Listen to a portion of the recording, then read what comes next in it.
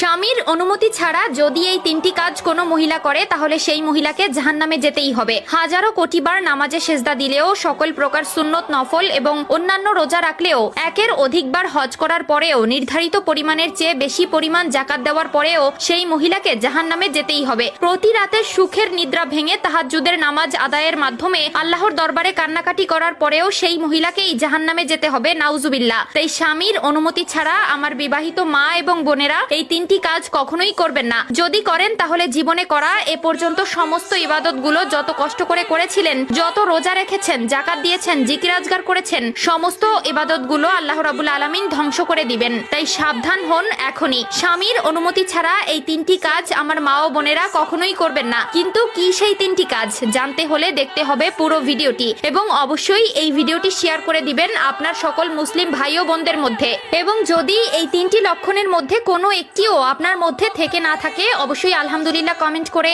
অন্যদেরকেও এই তিনটি কাজ থেকে বিরত হতে উৎসাহিত করবেন। তো চলুন ভিডিওটি শুরু করা যাক। প্রিয় দর্শক, স্বামীর অনুমতি ব্যতীত যে কাজগুলো কোনো স্ত্রী কখনোই করতে পারবে না তার মধ্যে 1 নম্বরে রয়েছে স্বামীর বিনা অনুমতিতে কিংবা অবাধ্যতার মাধ্যমে স্ত্রী চাকুরিতে যোগদান করা। যদি কোনো মহিলা এমতো কাজ করে তবে আল্লাহ রাব্বুল আলামিন সেই মহিলাকে জাহান্নামে পাঠাবেন। স্বামীর অনুমতি ছাড়া যদি কোনো মহিলা চাকরির মধ্যে যুক্ত থাকে, এমনকি মাদ্রাসার চাকরিও হয়, তাহলেও সেই মহিলাকে জাহান্নামে যেতে হবে। আবার সেই মহিলা যদি বারবার স্বামীর অনুমতি চায় কিন্তু স্বামী অনুমতি দেয় না, আবার বলে আমার মা বাবা আমাকে শিক্ষিত করেছেন, স্বামীকে কষ্ট দেয় আর বলে আমি পড়াশোনা করেছি, কষ্ট করে গ্রাজুয়েশন সম্পূর্ণ করেছি, আমার মা বাবা আমাকে শিক্ষিত করেছেন, আমি চাকরি করব, আমার অধিকারকে তুমি লঙ্ঘন করতে পারো না। এরকম ভাবে যদি কোনো মহিলা স্বামীর সঙ্গে জোরাজুরি করতে থাকে, স্বামীকে কষ্ট দিতে থাকে এবং স্বামীর অনুমতি ছাড়াই চাকরি করে, তাহলে সেই মহিলাকে জাহান্নামে যেতে হবে। তাই প্রিয় দিনী বোনেরা, স্বামীর অনুমতি ছাড়া কখনো চাকরি করতে চাইবেন না, কারণ কোনো স্বামী